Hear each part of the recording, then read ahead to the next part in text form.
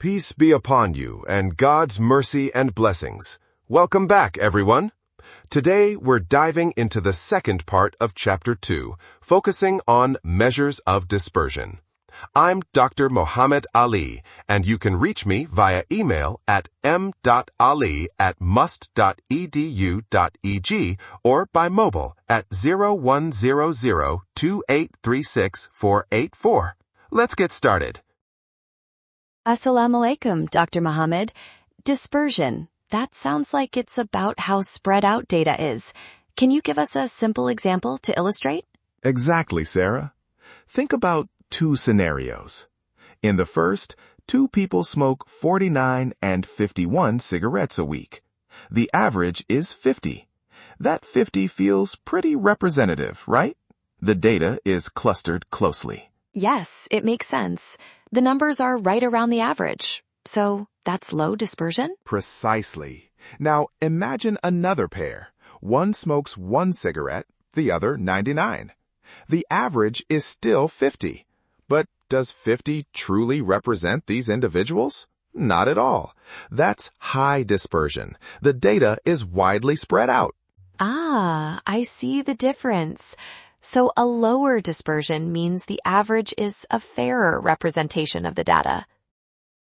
You've got it. Now, to quantify this, we use variance and standard deviation.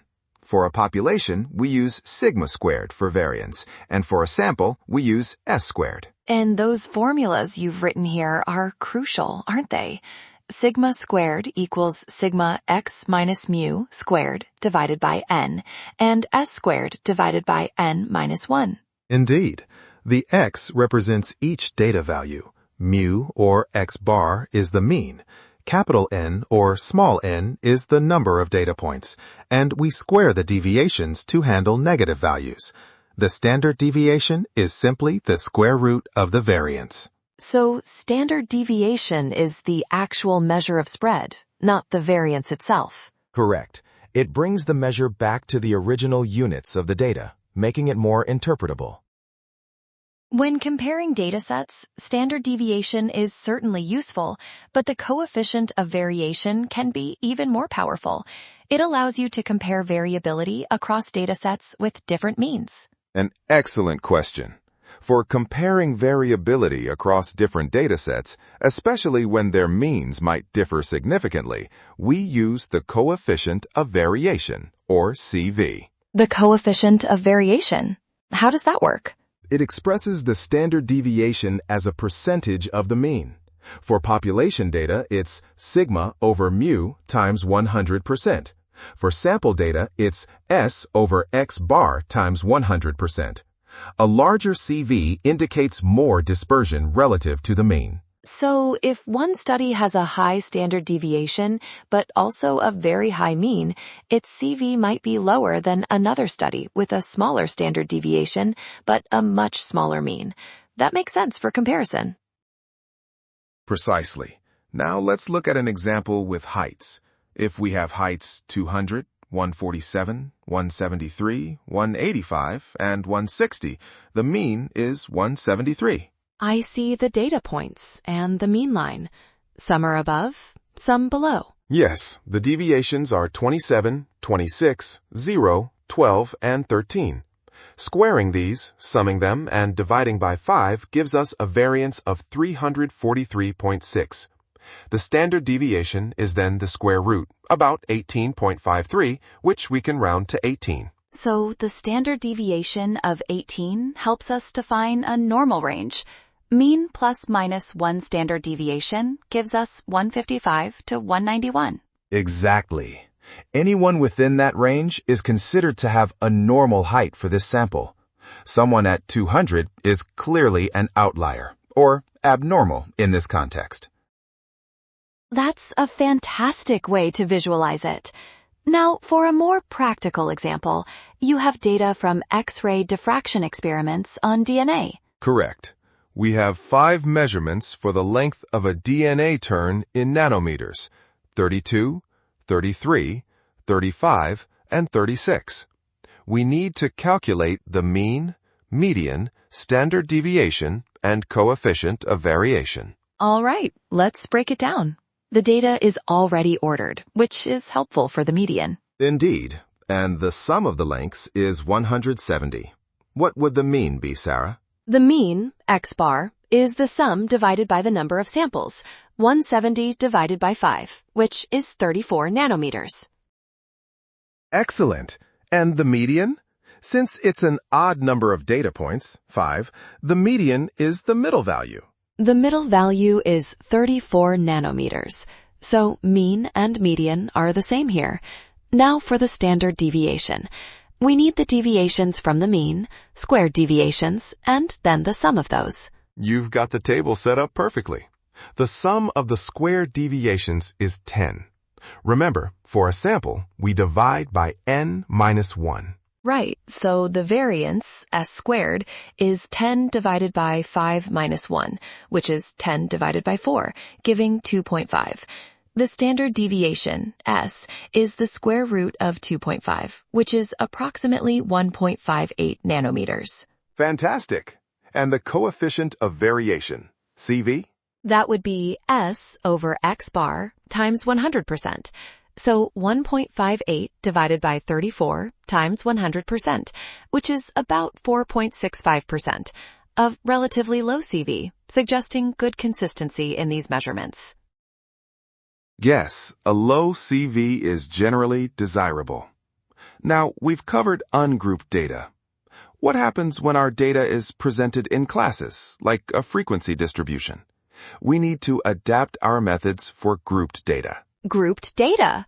That means we'll be using class marks and frequencies in our calculations, won't we? Exactly. The core concepts remain the same, measuring spread around the mean, but the formulas get a slight adjustment to account for the frequencies. So the deviation is calculated from the class mark and then multiplied by the frequency before summing? You're thinking along the right lines. Let's look at the formulas. Okay, the formulas for variance with grouped data are sigma squared equals sigma f times x minus mu squared divided by sigma f for the population, and s squared equals sigma f times x bar squared divided by sigma f for the sample. Note that we divide by the sum of frequencies, sigma f, which is our total number of data points, n or n. And just like before, the standard deviation is the square root of the variance. The key difference here is that x now represents the class mark, midpoint, of each interval, and f is the frequency of that class. And we don't subtract 1 from the denominator for the sample variance, n minus 1, in group data? That's correct. Because grouped data is already an approximation, adding another layer of approximation by subtracting 1 isn't typically done. The formulas are essentially the same for population and sample, differing only in the symbol used for the mean, mu versus x bar. Understood. So the process involves finding class marks, then deviations, squaring them, multiplying by frequencies, summing, and finally dividing by the total frequency. Precisely. Let's apply this to an example. Here's a frequency distribution table. Classes 5, 10, 10, 15, up to 25, 30, with frequencies 8, 12, 15, 10, and 5 respectively. I see the table. We need to calculate the standard deviation. First, the class marks, x, 7.5, 12.5, 17.5, 22.5, 27.5. Yes, then we find the fx values, the deviations, x bar, and the square deviations multiplied by frequency, fx bar squared. We already found the mean earlier in our calculation breakdown to be 16.7. Okay, so the sum of frequencies, sigma f, is 50. The sum of fx, sigma fx, is 835. The sum of f times x minus x bar squared is 1818. Therefore, the variance, s squared, is 1818 divided by 50, which equals 36.36. And the standard deviation, s, is the square root of 36.36, approximately 6.03. So even with grouped data, The process follows a logical sequence of steps to measure that spread. Indeed.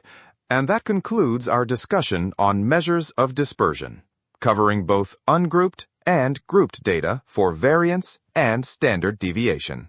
Remember to practice these calculations. Thank you, Dr. Mohamed. This was very clear. I feel much more confident about understanding and calculating dispersion now. You're most welcome, Sarah.